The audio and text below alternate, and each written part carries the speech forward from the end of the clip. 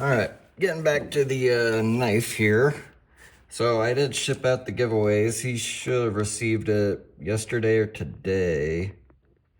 I do want to kind of make something a little more clear about the legality of automatic knives. They're not legal in all states.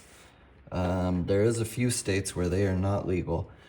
So if you're in one of those states, you can still enter to win. I'll just have to remove the spring. The other thing is I'm not going to ship one of these to a minor, even without the spring. So if you're under 18, don't even enter, because I won't send it to you. So yeah, just as a disclaimer there. I didn't even really think about it until now. Here in Utah, it's yeah, there's not a whole lot of laws on these things.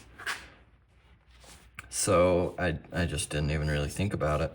But yeah, that's something I do need to kind of make clear. I don't want anybody to get in trouble for carrying one of these. So yeah, still enter. I'm not only gonna make auto knives. I'll make some regular flippers. That'll probably be the next one after these ones. Either that or some butterfly knives. I don't know, I might try my hand at a butterfly. But yeah, sorry if you live in a state where these are banned. I mean, heaven forbid you have a knife that can open quickly, as opposed to just having a fixed blade knife that's always open. Like what's the difference? I can pull a fixed blade knife faster than I can pull one of these and open the blade. So a lot of silly laws that we have in some of these places. All right, I got some button head screws. I still had to machine them down just a touch. Just so they fit into this, into this clip, but I mean, looks nicer than just the way they come stamped, I think.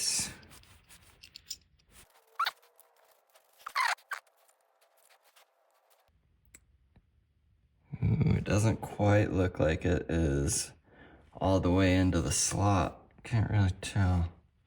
Neither can you guys, because the freaking focus. There we go. It looks like the sides are in, but the very front is poking up. Kind of pushing up on the clip while I screw it in. See if that does anything.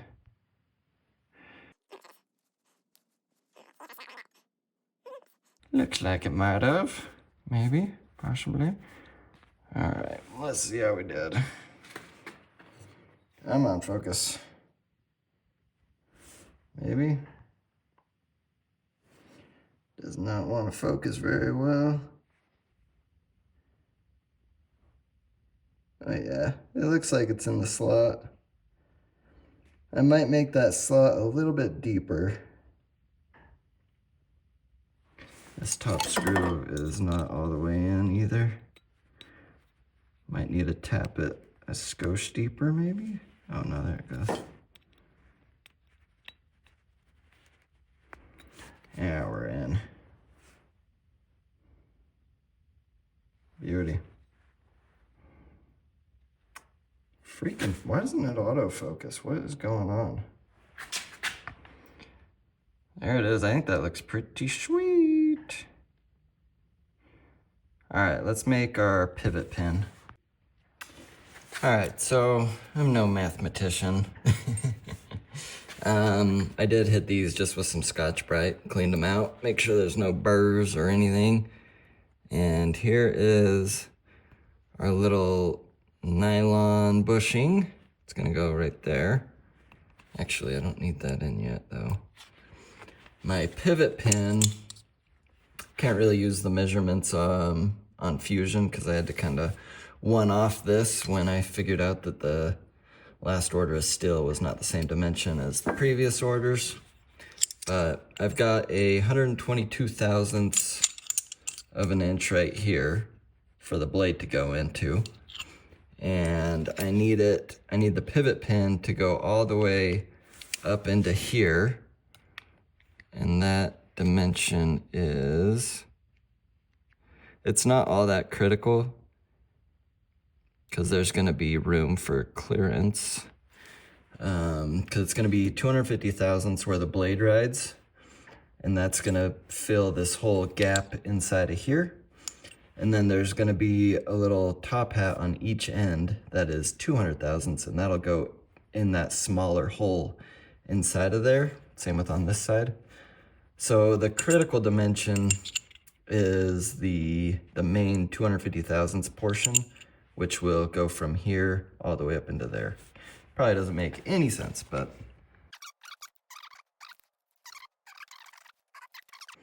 All right, so our pivot pin needs to be 0.288, and that is, so the pin is gonna look something like this. Right?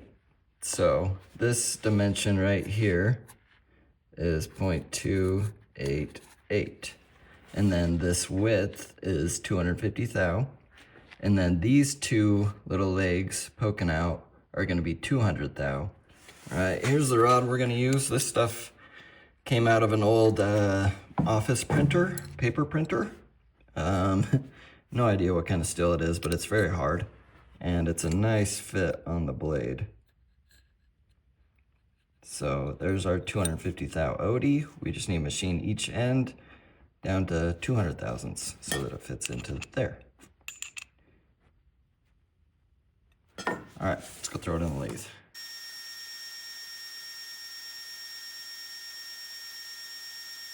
See where we ended up. I ground this insert so it has a sharp corner. So I gotta be pretty careful with it. 209, so I need to take off another 9 thousandths.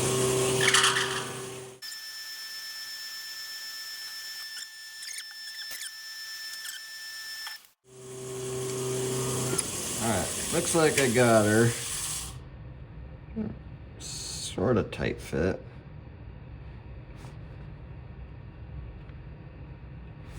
As long as you get it on perfectly straight, it slides right on there. So now I just need to drill and tap for the screws I'm going to use.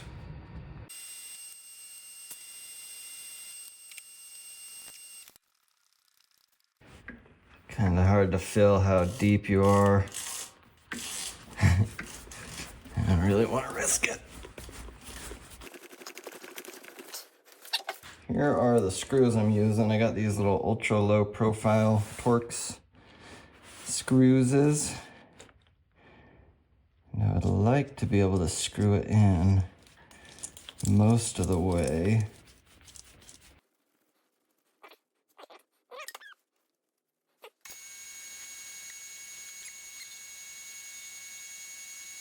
So we know we need 288 right here. And right now, yeah, we're at 290. So I'm gonna take off another 2 thousandths to get it down to 288.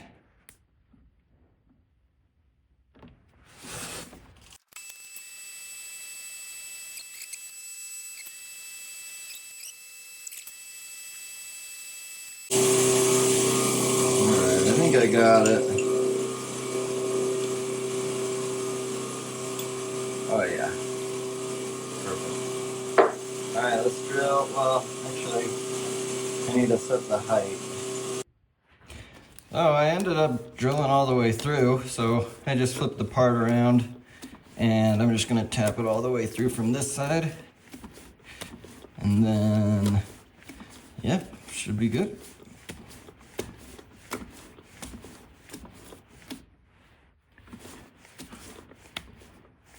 That looks like it. Yeah. Sweet.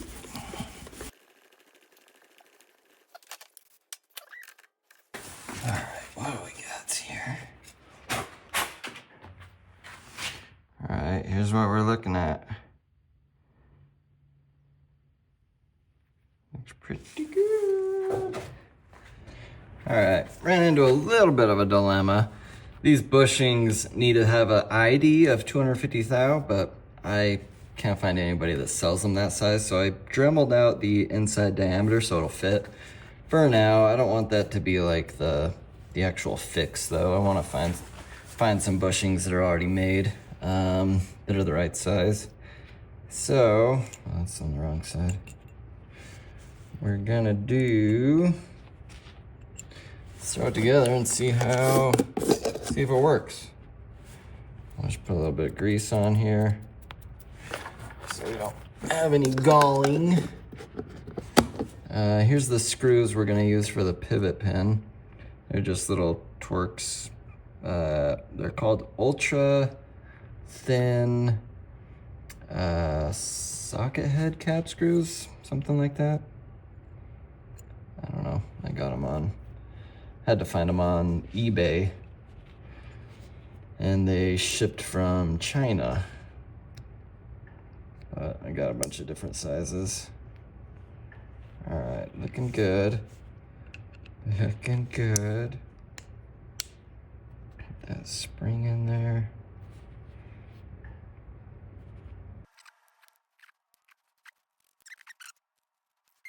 Okay, round 2. So, spring in. Take the blade, make sure it's clean. And you just kind of push it up into position there. Pivot pin. So this pivot pin, unlike the other knife, has to go in through the center. On the old knife, it would go in that way.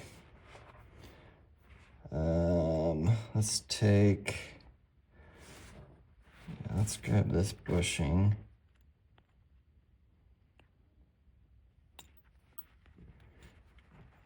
Slide it over.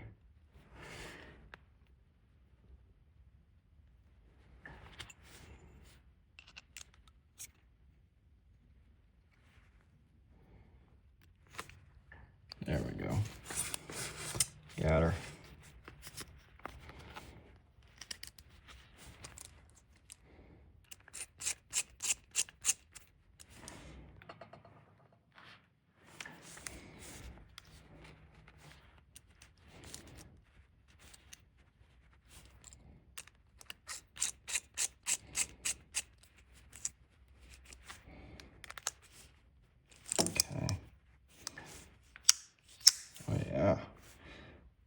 So, let's throw one of these guys in.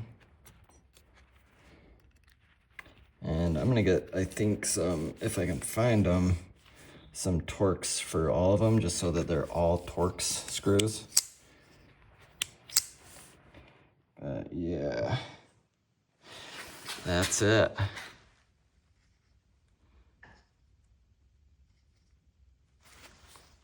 It does seem to work pretty well.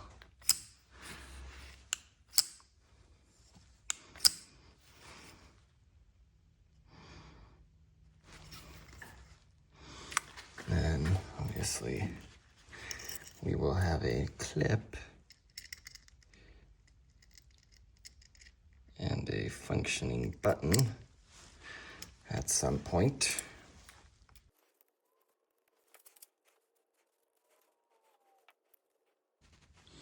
I do prefer Torx to Allen's, especially when you're getting in small little screws.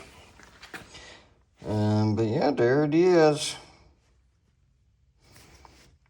Just needs a button, and this would be finished. Let's see. Very little wobble. So the adjustment I was talking about, I don't know if you can see, tiny bit of wobble in there.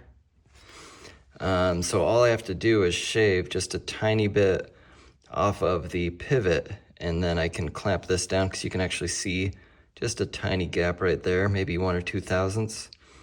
And when I shave that pivot down, that'll bring it in just perfect.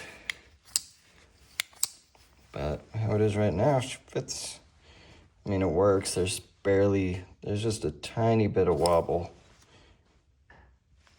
in there. Nice. All right, so anyways, like I was saying, if you live in a state where these things are illegal, you can still enter. I'm just gonna have to remove the spring, so if you wanna break the law, you can always stick the spring back in. Most states, though, they are legal. Some of them have weird laws about concealed carry or open carry, just stupid stuff like that. And the other thing is, if you are a minor, I'm not going to send you an automatic switchblade. It's just not going to happen. So make sure you're an adult. Make sure you check your state local laws, because I'm not a lawyer. It's kind of up to you guys on that one. But yeah, just subscribe and comment, and you'll be entered to win. I'm going to make a few more of these, and we'll give them away. Yep, thanks for watching. See you later.